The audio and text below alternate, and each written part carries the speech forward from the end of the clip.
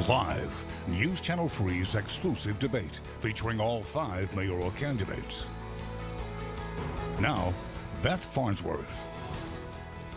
Good evening, I'm Beth Farnsworth. Thank you so much for joining us. This is the Santa Barbara Mayoral Forum Live. This is coming to you for an entire hour, commercial-free, also live streaming on KEYT.com. So in case you want to check the game as well, you can do both at the same time. This forum will address all the long-standing issues in our community, some of the things that people feel are most important for the candidates, but we do have a couple of rules that I want to review first. Each candidate will receive 1 minute for opening statements. Reporters will ask a question to one candidate or group. Candidates will have 1 minute to respond. If another candidate is mentioned in an answer, he or she will have 30 seconds to respond. You will also have 1 minute for closing statement.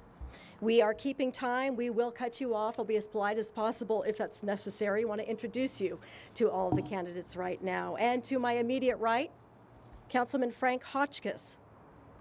Second, Hal Conklin, Bendy White, Angel Martinez, and Kathy Murillo. And the esteemed panelists joining me to the farthest to my left, Tom Bolton with Newshawk, Jerry Roberts, newsmakers.com, and CJ Ward with News Channel 3. And we're going to begin the questioning with Tom Bolton. Opening statements first, then we're going to go. I'm jumping the gun. Mr. Hotchkiss. Good evening.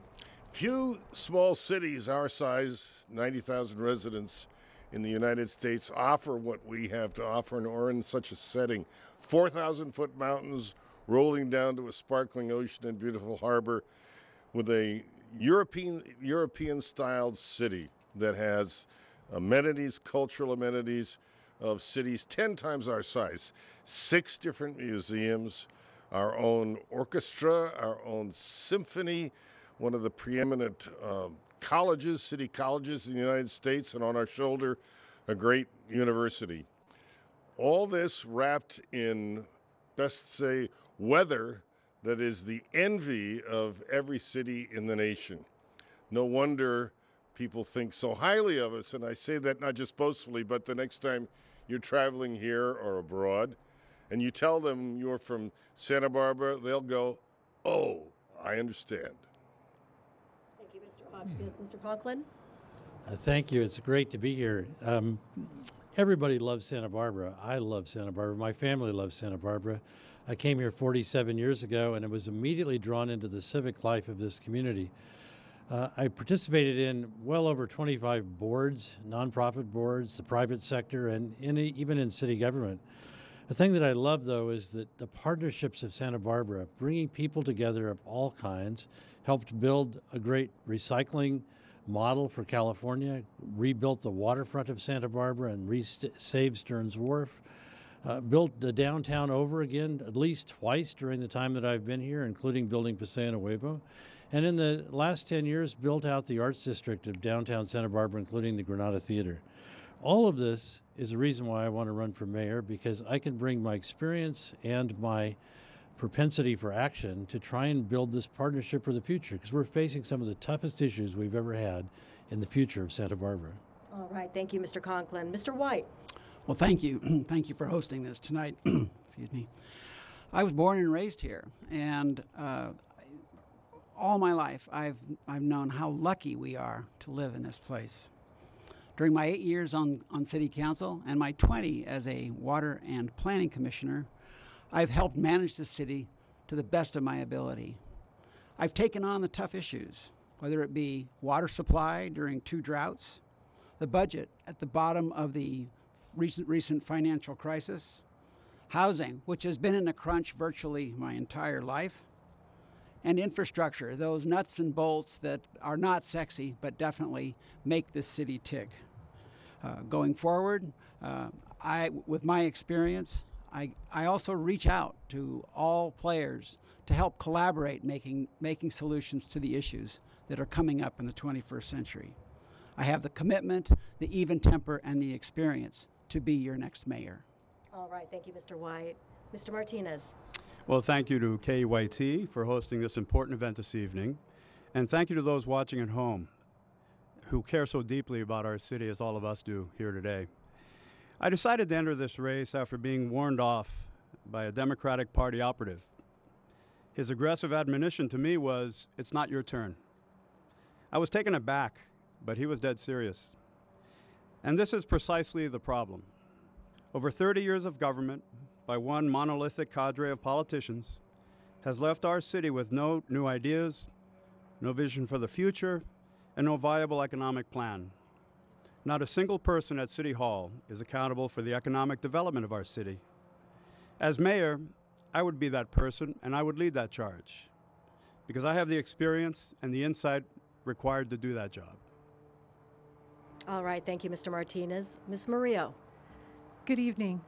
I'm Kathy Murillo, and I'm running for mayor of Santa Barbara to bring responsive and energetic leadership that will benefit all the residents in our city. I'm proud of what our city has achieved during my 2 terms on council. We've built back our fiscal reserves. Our crime rate is low.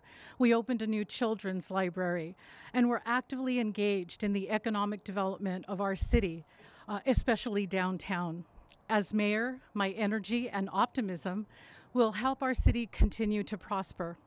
As a trusted leader, I have the endorsement of the esteemed Democratic Party, the Sierra Club, our Congress member, our state senator, assembly member, and both mayors of Goleta and Carpinteria. My top priorities as mayor: job creation and economic development, public health and safety, and taking care of our environment and the character of our neighborhoods. I ask for your vote. Thank you. Thank you, Ms. Murillo. And now to the all-important panelist questions that I was so eager to get to. We want to begin now with Mr. Tom Bolton. This is for all the candidates. A concern that's often voiced about the city of Santa Barbara is the situation downtown, especially the State Street corridor. Empty storefronts, homelessness and vagrancy, parking, infrastructure, and public safety. All are factors that affect the health of downtown. This is the focus of Newshawk's current in-depth series, Reimagine Santa Barbara. I'd like to ask each of you to share your vision of downtown's future, and specifically what approaches you would pursue as mayor to fulfill that vision. Mr. Hotchkiss?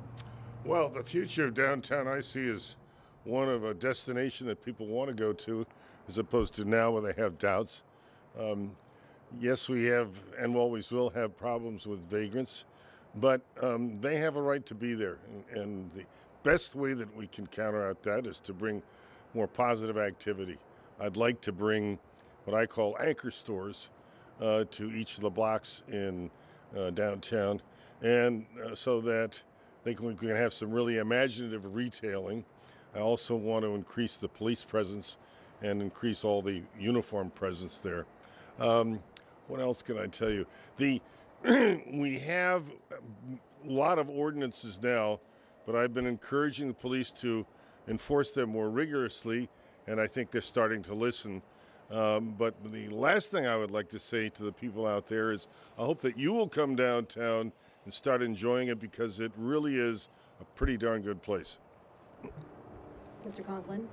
Well, thank you. There's no question that retail in America is changing, and Santa Barbara has to change if it wants to survive and thrive in the future. One of the things that I think we can do is look at what other cities have done that have been successful.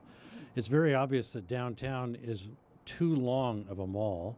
You can't have a 15, 16 block retail center. So I think one of the things we can do is break up downtown into a series of unique senses of place around various themes. One of those certainly can be retail, but certainly others can be history. Some can be around the arts, some could be around nightlife, some could be around the waterfront.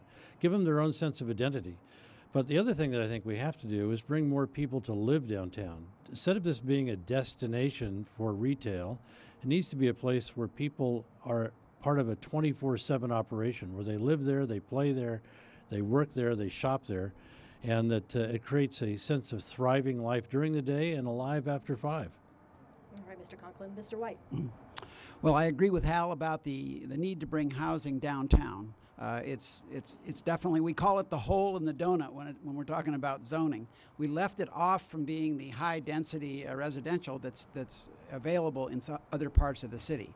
So that will be something we bring together, owners, business people, planners, and ourselves, to collaborate on a plan to bring housing downtown. There's going to be some real opportunities there, and I'm sure that even our public parking structures could start to be used. Again, shopping needs the parking during the day, and at night, that parking can be used for residential purposes.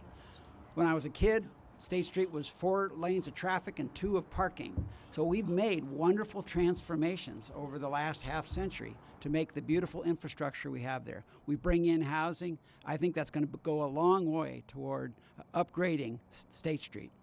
Mr. Martinez. Well, my wife and I live downtown, so we're in the mix every single day. And in my opinion, State Street, due to lack of vision and lack of planning by the current city council, is failing as a retail corridor. It's appealing only to tourists versus our local population. Transient vagrancy and panhandling is worse than it's ever been, with a seemingly unstoppable flow of transients from all over the country, frightening and intimidating tourists and locals alike.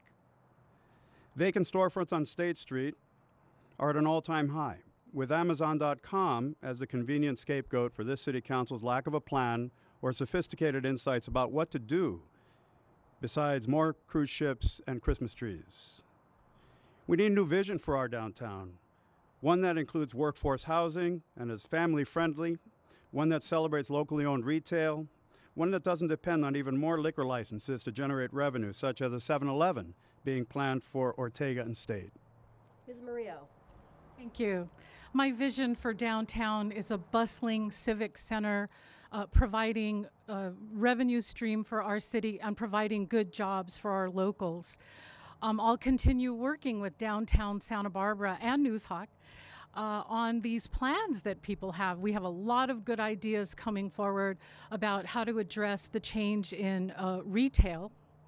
I'll continue to work with our police department and other homeless service providers to attend to the negative street behavior that we see. And I do already working on bringing housing to State Street as part of the housing task force of our city council. Our architects in town have already had a workshop about that, and so we've already set that in motion. But I like to keep a positive thought about State Street because there's more stores that have occupants and thriving businesses, and I want to start with a positive attitude. All right, thank you. Our next panelist question comes from Jerry Roberts. Thank you, Beth. This is for, excuse me, all the candidates, but I'd like to start with Ms. Murillo. In 1948, the population of Santa Barbara was 45,000 people, and a Citizens Advisory Council report said, quote, "The most pressing problem in the city is in a lack of new rental units and new homes at prices people can afford." Today, our population is about 90,000, but yet we've heard throughout this campaign about a housing crisis and the need for affordable and rental housing. You have been the most vocal about the need to build more housing. Can you please tell us tonight what is the number for the size of the population we should be building for and we should grow to? What is the carrying capacity of Santa Barbara? Jerry, you know, I wish we could start there, but some of my city council fellow colleagues don't even have the courage to stick with the average unit size density program that we have that was actually getting us some units. We were looking at 125 a year. That's what we've been doing, and it hasn't been enough. But the question is it 100,000 people? 120,000 people, 150,000? What is your vision of how many people we ought to be building this housing for? Okay, let's start with the people who are commuting here. 20,000 coming from Ventura and North County. So that's a good place to start. So 112,000 then would be your number. Well, you're kind of putting words in my mouth because we're not going to get there. There's so much pressure not to overdevelop Santa Barbara, and I get that. We need to put the housing where it is well located, where we don't feel overdeveloped. But we do need to have the courage to build some housing, and we were getting there. Okay, Mr. Martinez, I'm sorry, I'm going to cut you off, Ms. Murillo. The reason we don't have an answer is because we don't have a plan. We have no vision for our future that builds on the legacy of Pearl Chase. Jobs that pay enough to enable our kids to live here and make a life here are few and far between. Ours is a one-dimensional economy built on tourism and retail with typically the lowest paying jobs. Our city's attitude toward attracting new business, much less relocating a water heater, is antagonistic at best. Housing is at the core of our economic stagnation. We need an economic plan that answers this question and keeps Santa Barbara as special as it is. I've said before, this is an island. We can't go in any direction, including up. So we need to get busy and lay out this plan and do it in a way appropriate to a city of this caliber. Do you have a number in mind? I do not. Mr. White. Well, so Santa Barbara has a plan. It's called Plan Santa Barbara, and its foundation is sustainability. And living within our resources is just absolutely key to our community and maintaining our community's character. We lost the redevelopment agency to the state during the last crash, which helped us feather in development, reasonable, affordable development into our various communities. As chair of the Housing Task Force, I have helped alter the AUD program, our current rental program, so that it doesn't overwhelm neighborhoods. We need to protect neighborhoods, and what that number is, Jerry, I couldn't answer to you. I think it's more a pace, where we need to have a reasonable number of units per year coming in. I've proposed somewhere in the range of between 100 and 125 as a rate of growth that this city can manage. Mr. Conklin? Well, your question's a good one, but the people who ultimately have to decide how many people can be here are the voters. And at least twice during the time I've been in Santa Barbara, they have voted on this. 40 years ago, they said it'll be 85,000 people. 20 years ago, they said it'll be 93,000 people. Today, we're somewhere in the 90+ thousand people range, which means that if we're going to listen to what the voters have to say, we have maybe a couple thousand more housing units we can build. The place to build them is the only place where they should be built is, first of all, near where the jobs are that are part of any kind of economic plan that this city should have. And we need to have a plan because we've always had a plan. This is the first time we haven't had a plan. The jobs and the housing need to be next to one another. And the second is, the most likely place for that is downtown. I'd build it in increments, and I'd say the place to start is at least 500 units in the downtown area. Mr. Hotchkiss. Oh, Hal's exactly right. We're pretty much built out as we are, and my desire is not to build much more. As we put new units in, remember, we're also removing units, so we get better housing without increasing the population. So if you want a number, Jerry, I'd say 90,000. Okay, our next panelist question comes from C.J. Ward. My question is for all of the candidates. How burdensome do you think the regulations are for businesses trying to come into Santa Barbara? And what would you do to change them, if anything? Mr. Hotchkiss. Yes, they are burdensome. This is a double-edged sword. Remember that we have strict regulations which have preserved the beauty of the city as we have it today. So on the one hand, if you enjoy that, that's fine. If you're a businessman trying to start things anew, it's a big challenge, no question. And the city's starting to recognize that, particularly in the downtown corridor, with an accelerated plan to move requests for changes to the top of the list. And in fact, of the vacancies that some people have spoken of here already are scheduled to be filled. So we're moving in the right direction. Remember, retail comes and goes, no question about that, just as the tide goes in and out.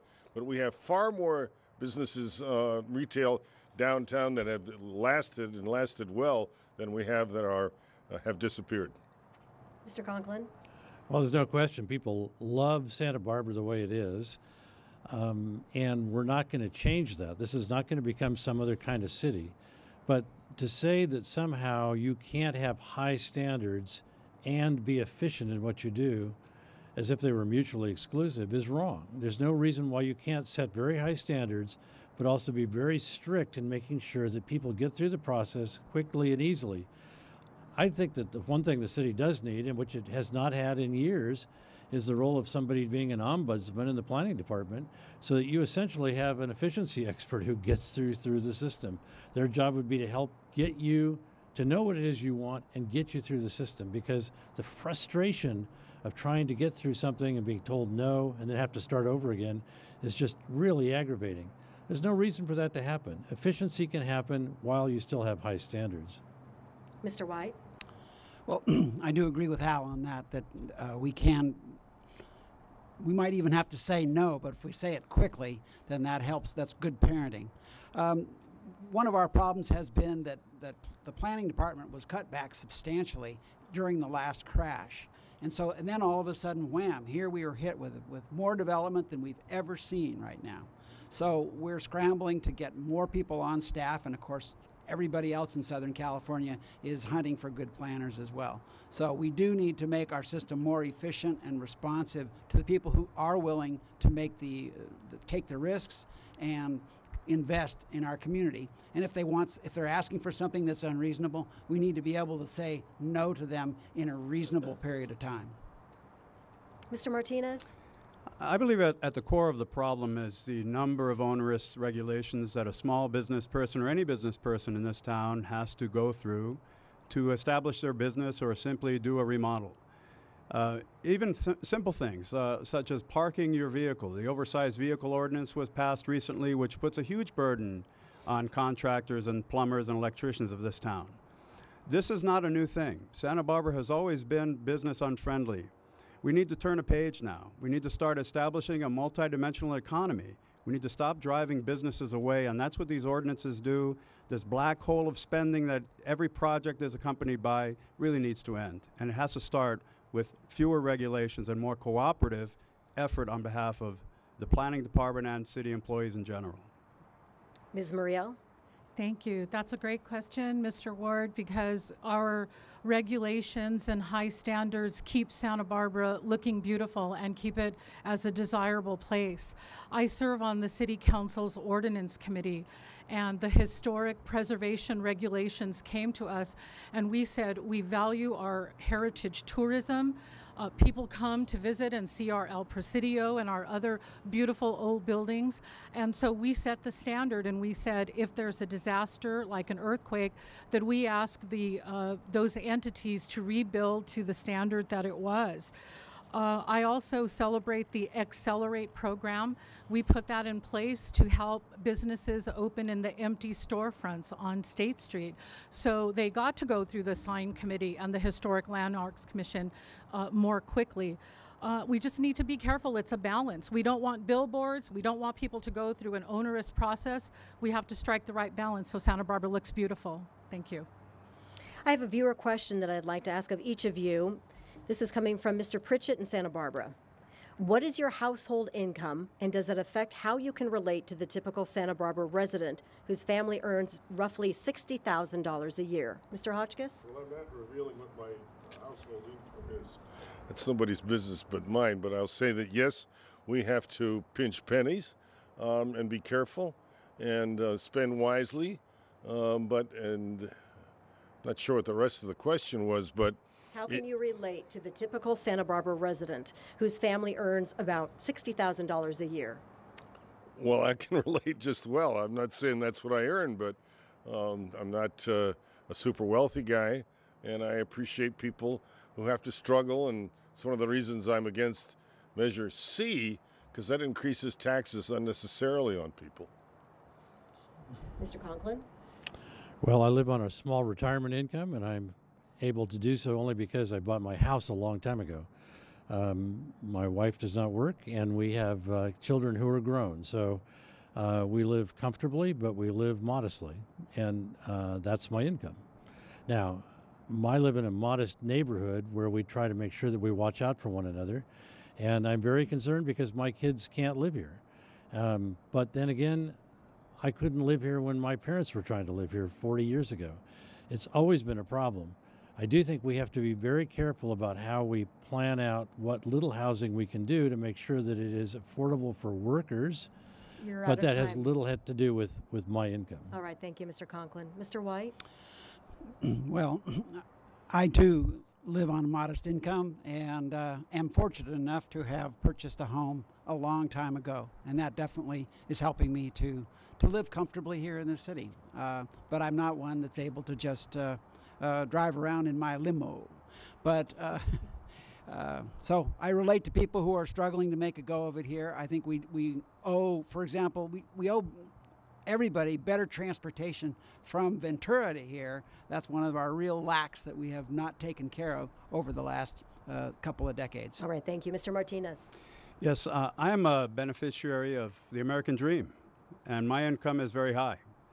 However, I'm probably the only candidate here who grew up on food stamps and welfare and aid to families with dependent children and New York City Public Welfare Department cheese logs and peanut butter.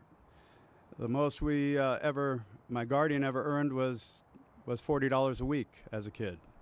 So I know what it feels like to struggle. I know what it feels like to work hard, and I know what it feels like to go chase opportunities. All right, thank you, Mr. Martinez. Ms. Murillo. Thank you. It's public record what I earn. I take home about $46,000 a year. I'm a renter. I live on the west side. I'm proud to live in Santa Barbara and be a working person. I relate to people in this town who struggle. I also relate to people of moderate and income and wealthy people. I interact with everyone. I interacted with everyone as a journalist, and I do it now as a city council member. I think that's what the question was getting at. Can I be a mayor for everyone? The answer is yes. All right, thank you, Ms. Murillo. And obviously, these are important viewer questions. They get half the time for response, so sorry about that. Our next panel question comes from Mr. Tom Bolton. Like virtually every public agency in California, the city of Santa Barbara faces a significant financial burden from its pension obligation to its employees. How serious a concern do you feel this is, and what do you think should be done to address it? And I would ask you also to answer that question in the context of the upcoming vote on Measure C. Mr. Hotchkiss? Well, I've already stated my position on Measure C. I'm the only one that's against it of anybody who's running, at least at the mayoral level. I think it's a lethal program. It has no end in sight, so I call it the tax from here to eternity. And it gives money, $22 or $23 million a year, with no accountability in the sense of cannot be earmarked for anything. So I'm against that. I'm afraid it's going to succeed, but I don't think it's a good idea. The PERS question. Yeah, I didn't answer the PERS question. You would, please. Regarding PERS, we have asked and are getting in our contract negotiations more and more contributions by staff, both police and others, to their own retirement. There still is a gap. How that's going to be filled, I'm not sure. And that's one of the things that makes me worry about Measure C, if that money could end up in the wrong pockets. All right, thank you. Mr. Conklin? Well, this hole is one that was dug over 20 years, and it'll probably take 20 years to dig your way and fill the hole back in again. You're going to have to make some serious financial choices in the budget. Two things you do need to do, though. One is make sure the economy is healthy enough that you can survive the ups and downs of what you have to put into the pension program. And the second is you have to have a two-tiered pension system, or you'll never get yourself out of the hole. As far as Measure C goes, frankly, it's a mystery to me how anybody could be on this council and not figure out how to put some kind of controls on it. This is not exactly brain surgery. And the first thing I would do when I was mayor is to pass an ordinance that requires accountability for how money is spent that was done by bond measures, and then put it back on the ballot next June and ask the voters to comply with it. Because once the voters say yes, then the councils in the future have no choice but to abide by it. Mr. White? Well, our retirement system is an inexcusable top-down program basically from the state. Governor Gray Davis was recalled because he launched this foolishness, and it really is hurting every municipality in this state. So there are 3 court cases pending, which may give us a little bit of relief on PERS. Our legislature has done nothing to chase after it. Maybe our younger workers will start to see that their pension, their contributions to pensions will go toward legacy retirees that are making more than they than they earned as in their retirement program. As to Measure C, if I'm mayor, in my next election cycle, I would propose to put on the ballot a query of whether we should put a 30-year sunset on Measure C or not. Mr. Martinez. Yes, I'm a supporter of Measure C in the sense that we've been backed in a corner. There is an emergency funding we require now for a new police facility. The existing police facility is in dire need of improvement and replacement. But that said, from a pension point of view, one of the things you do when you're digging a hole and you find yourself too deep, you stop digging. We really need to take a hard look at how many people we hire, whether automation can be used to replace potential hirees, and really understand how to operate much more effectively, much more efficiently in the city of Santa Barbara. Ms. Murillo? Thank you. We've had pension reform in the state of California. So any employee hired after 2013 is under the new system, and they're not getting the as generous a pension benefit as the older employees, and they're paying more into their retirement, and we need to give them credit for that. They pay into their own retirement. I think the question was also that we wouldn't spend Measure C revenue on pensions, and we have protections in place for that. We'll have a citizens oversight committee looking at expenditures, what comes in, what goes out, and we'll also have an annual audit so that the public can know exactly how we're spending the money. I respect our public employees. They work hard. If a water main breaks in the middle of the night, 2 a.m., they're there fixing it. They deserve a dignified retirement, just like we all do. We're all getting older. Thank you. Right, Mr. Jerry Roberts? This question is for Mr. Hotchkiss. That humans are causing global warming is the position of the academies of science from 80 countries, and about 95% of active climate scientists endorse that view. Why do you disagree with that consensus scientific position, and what is the scientific basis of your stance? Well, Jerry, your numbers are way off, first off. Secondly, well, they're not, sir. Yeah, I beg your pardon, they are. And apparently you weren't reading the excellent series in the news press, the opposition newspaper, if I can put it that way, over the last 3 weeks. I had a very thorough, well, you must have, had a very thorough explanation of why what you're saying isn't true. My position is, as it is of many people, that Mother Nature predominates and man plays a very small role. Would anyone else like to comment on that question? I find it untenable that we can have potentially a mayor of Santa Barbara who is a climate change denier.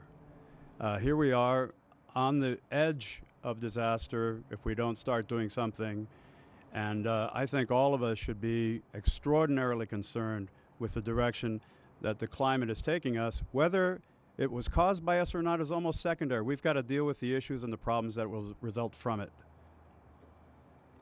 Well, certainly, climate change is human caused, and it is something that we can do something about. And the mayor of this city needs to lead that charge, both in terms of being requiring or leading the charge on responsible actions, reducing our greenhouse gases, also hardening our defenses against wildfire. The wildfires that we're seeing, the Santa Rosa, Sonoma area being the recent example, where they're much more brutal than they were 50 years ago. And we also need to be starting to prepare for sea level rise as well.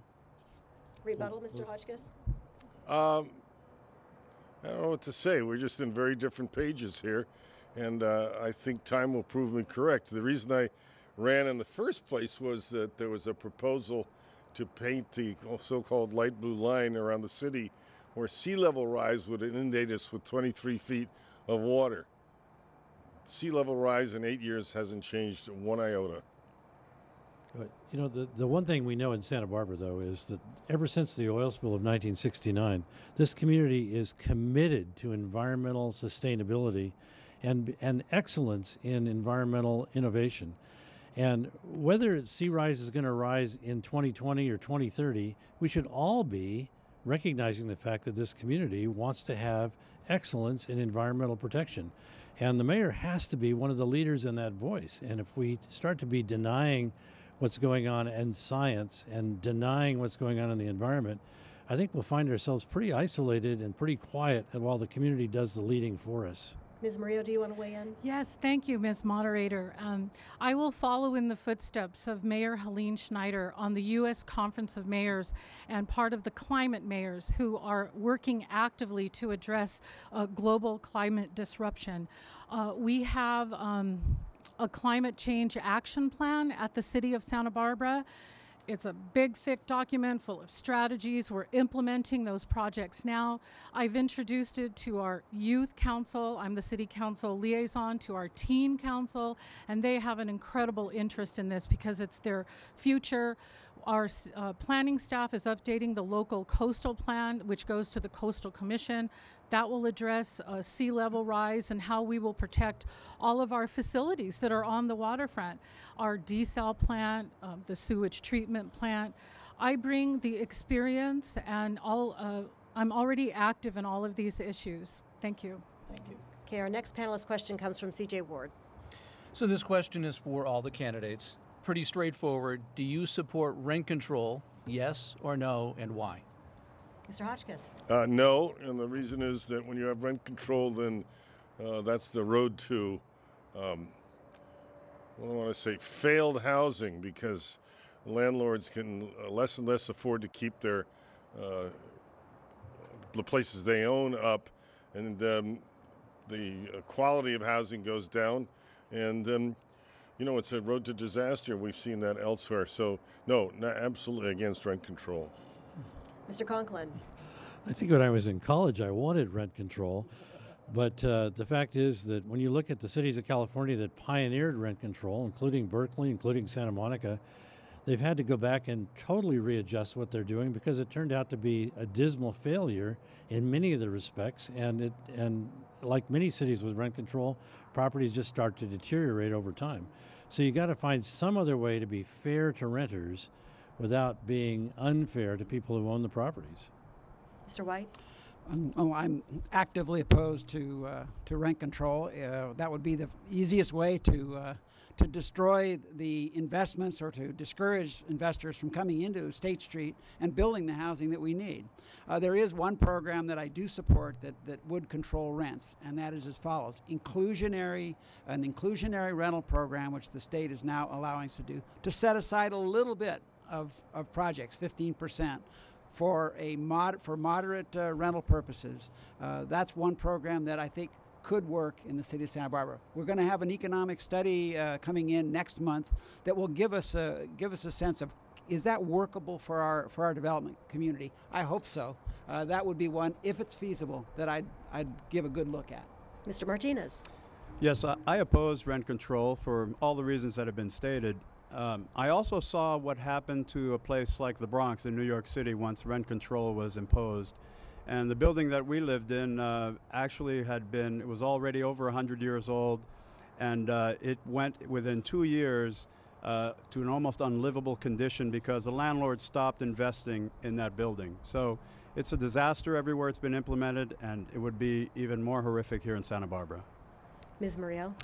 Thanks. Our city council reviewed a whole suite of tenants protections earlier this year, and none of us were in support of rent control, myself included.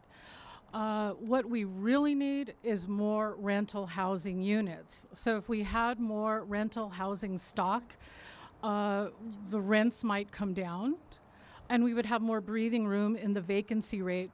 But what came out of that hearing that we had, we sent the rental property owners, the landlords, to go talk to the tenants and the tenants' rights advocates to come up with some recommendations about what to do about this tight and brutal housing situation that we have for renters. The talks are ongoing. They're under the guidance of a skilled facilitator. And like most of my colleagues, I would assume I'm respecting that process, and I'm waiting for their recommendations to come down. We need more rental units. Thank you. Thank you. This next question comes from a viewer, a Santa Barbara resident. Should the city inspection of residential sales be eliminated in view of state-mandated transfer disclosure statements? Mr. Hotchkiss. Why don't we start with somebody else for a change? I'm going down the line. All right, Mr. Conklin. I think that's an interesting and probably a good idea. The devil's in the details, so I think you have to understand exactly what's being proposed by the state and what would be given up in the process.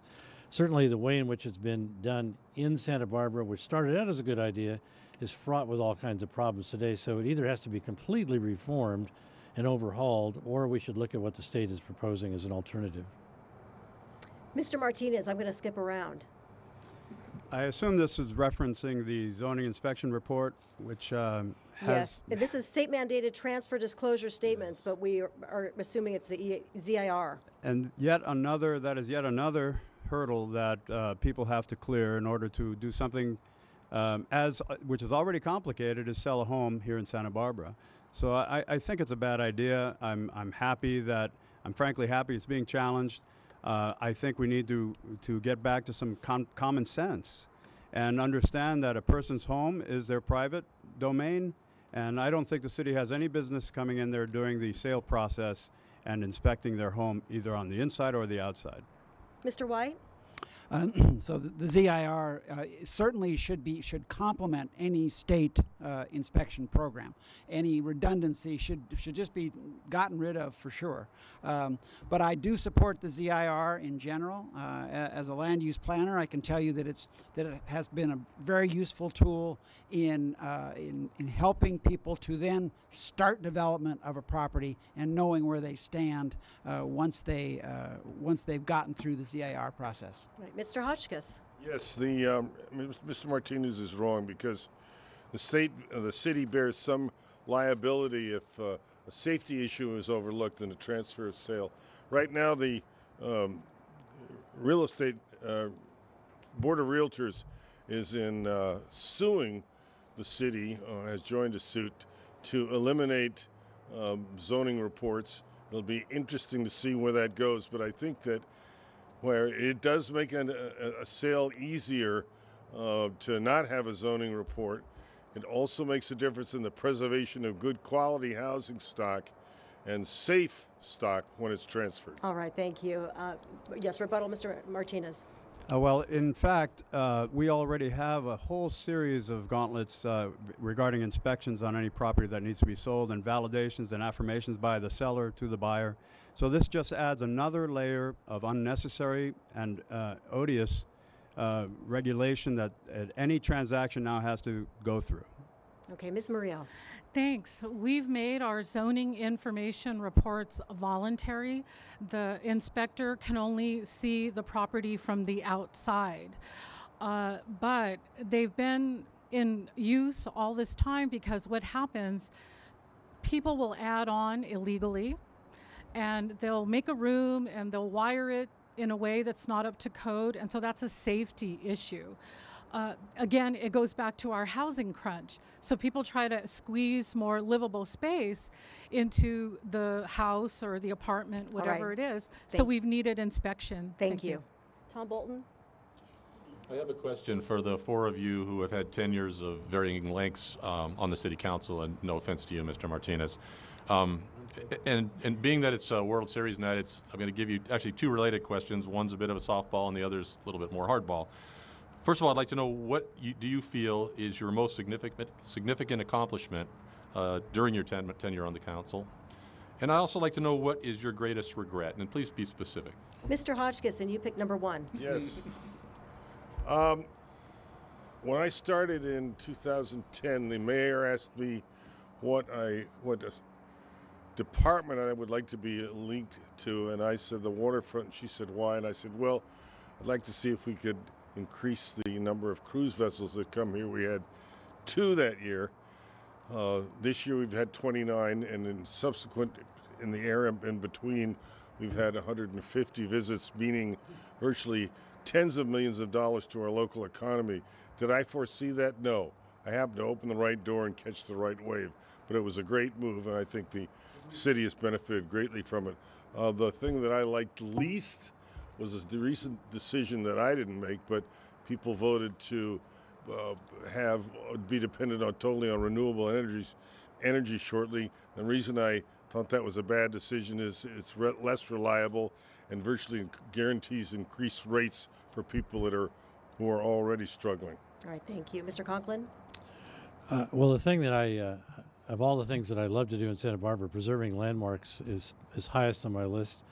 And when I was in my 20s, I proposed that we stop the demolition of Stearns Wharf, which was happening at the time, and had the opportunity to rebuild it and opened it in 1981. That to me was probably the thing I had as my most favorite project, but certainly more lately, it was building the Granada Theater. The things that I found that really frustrating in public life was the fact that we thought that passing resolutions and going to meetings actually was work.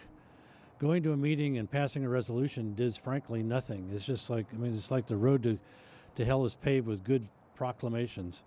If you want to see something done in Santa Barbara, you got to bring people together to make it happen. And frankly, I spent too much time helping to pass proclamations. Ms. Murillo. Thanks. My favorite would be a tie between building back our fiscal reserves, because I take my fiduciary responsibility seriously. Our reserves were down to $10 million in the worst of the Great Recession. And then second would be my advocacy for the libraries. And what we've done, we reopened the libraries on Mondays. We opened a new children's library, as I said in my opening, and we're working on a teen space for our libraries.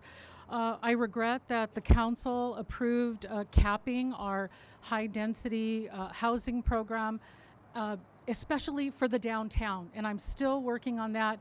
If we want to build housing on State Street, we'll need a little more room to put some possibly high-density units down there so that it will pencil out for the commercial property owners who need to do something differently with the Macy's building, for instance, or any of the bigger empty buildings. We need housing. Let's figure out a way to do that. Right, Mr. White.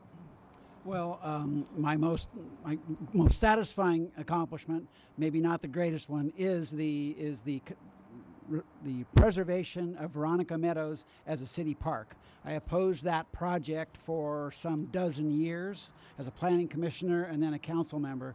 And all these years later now, Veronica Meadows is a city park. So that's the most satisfying. I'd say one of my biggest accomplishments, though, is to broker the deal that created Plan Santa Barbara. I worked with Frank and with Dale Francisco as a subcommittee to bring together the very that's the yin and yang of Santa Barbara, the growth versus no growth issues. And it was it's never going to be easy. We were able to pull off Plan Santa Barbara with sustainability as its policy center.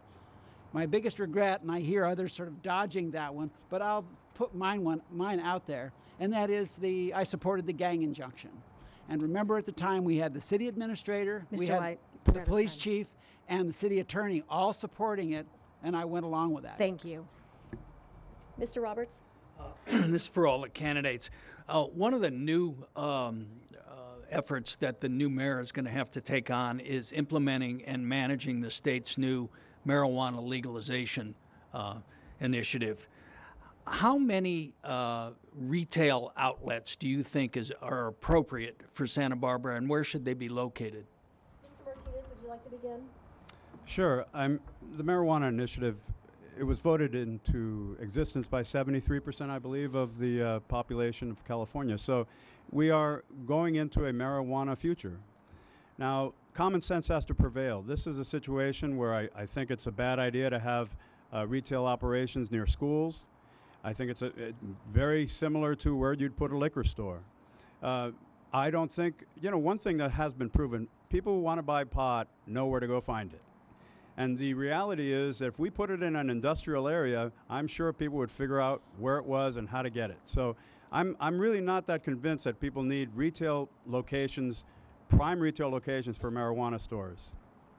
Mr. Hotchkiss? Let me just say philosophically that I will vote and work to limit proliferation of marijuana outlets. What form that will take, I really don't know, but it's a particular concern to me, not for adults, but for kids. And it's too easy a product to get in their hands, and that's not what we want. So as a responsible adult, I hope others will join me in saying, yes, let's limit as much as we can, both where it's grown, how it's transported, and where it's sold. Mr. White? Well, I certainly believe in regulating and taxing marijuana. It's, as Mr. Martinez said, the public has spoken. So, and I think Mr. Hotchkiss brought up good points about we want to keep it out of the hands of our kids, and we want to have it located in places that will be regulated. Ms. Murillo? Thank you. We really need active public engagement on this one, because our medical marijuana ordinance said 3 dispensaries citywide, and we can't seem to make anybody happy on Milpa Street, on De La Vina Street, on Upper State Street were the 3 areas that we were looking at. The industrial area, some of the commercial zones where we for sure don't have children walking in front of the store.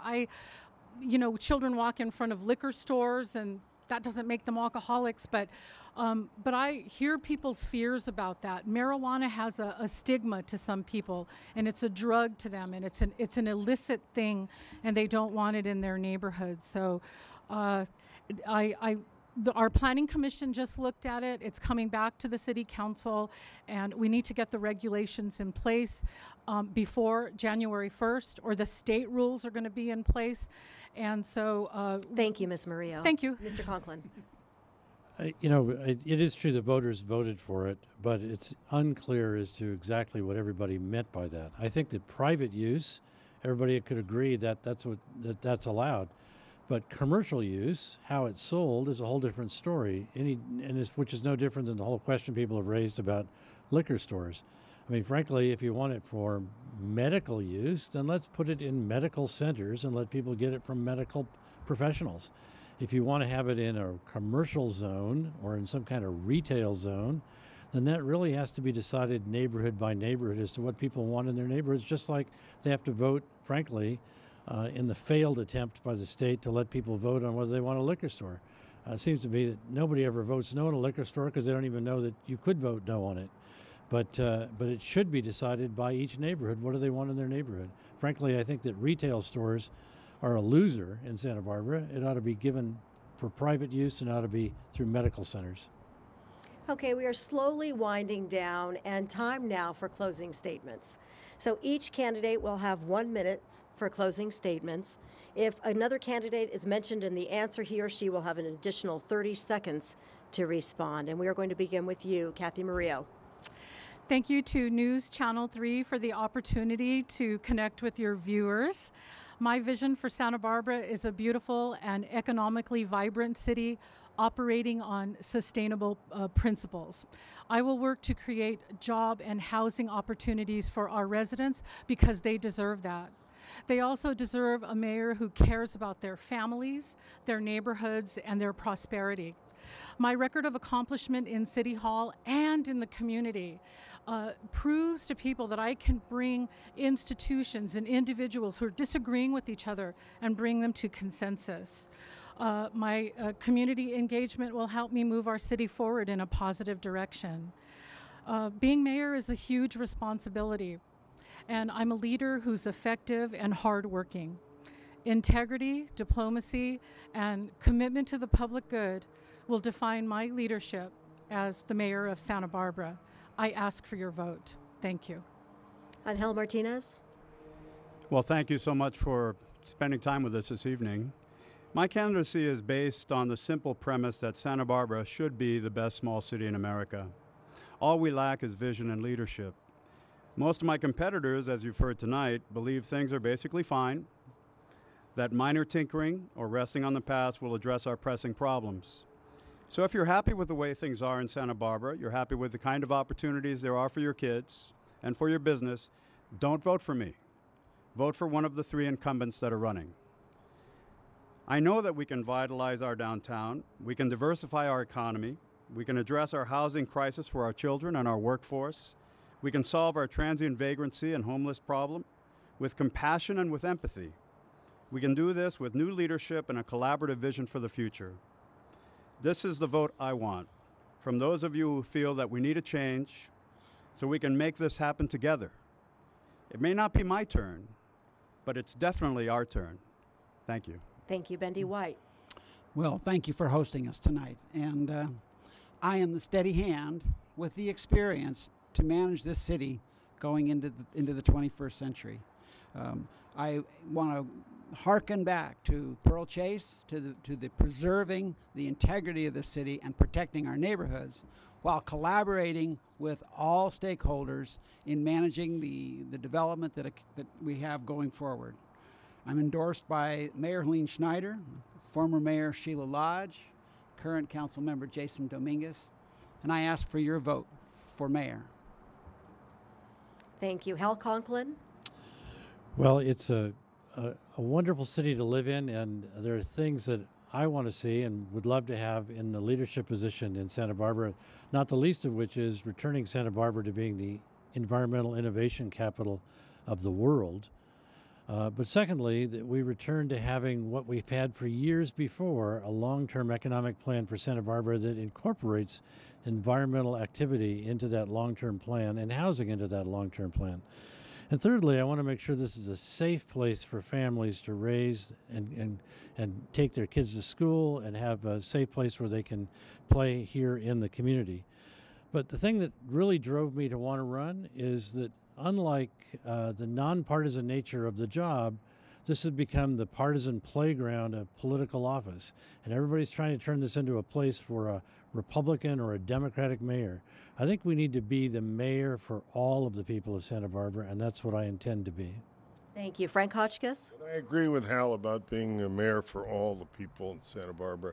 Let me point out just a few things. First, that because of what I did, we kept parking meters out of El Pueblo Viejo. We moved recreational vehicles off of Cabrillo Boulevard. We privatized, along with Mr. White's cooperation, maintenance at the golf course so that it is now operating in the black and not the red. We kept a plan from being enacted that would have paved the trails, the natural trails in the Douglas Family Preserve. And I alone actually at one point saved the Christmas tree because the funding was pulled from it, and I blew the whistle. More than that, on all those things, I would say, however, that the problems that we face in the coming years we cannot see now. So I urge you to make your selection based on the character and judgment of the people you see before you. Thank you. Is there a Christmas tree rebuttal necessary in there? Is there a Christmas tree present? I saw one at Home Improvement Center already. Actually, Hal has a good part of this. Can you want to Hey, I explain gave that Christmas tree for 15 years and paid for it, so it was only my retirement that made them stop. So. We got it back. That was good. All right. Want to thank you all for being here tonight and taking time out of your very busy schedules. I'm going to go down the list again. Frank Hotchkiss, who chose number 1. We didn't explain that it was numerically done, how we had these answers taken. Hal Conklin. Thank you. Bendy White. Thank you. Angel Martinez. And Kathy Murillo. And the panelists next to me, CJ Ward from News Channel 3, Jerry Roberts, newsmakers.com, Tom Bolton with NewsHawk. Thank you all very much for being here tonight as well. And most importantly to the viewers out there, thank you for taking part of your evening to join us. Even though there's a huge game on right now, hopefully you were able to live stream, have the two TVs on at the same time.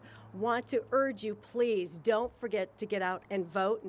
November 7th, Tuesday, of course, Election Day. And if you'd like to rewatch this broadcast, it will rebroadcast on our News Now channel Monday through Friday, 7 p.m. until 8 p.m. Wish you all a very good night. Thank you again for joining us.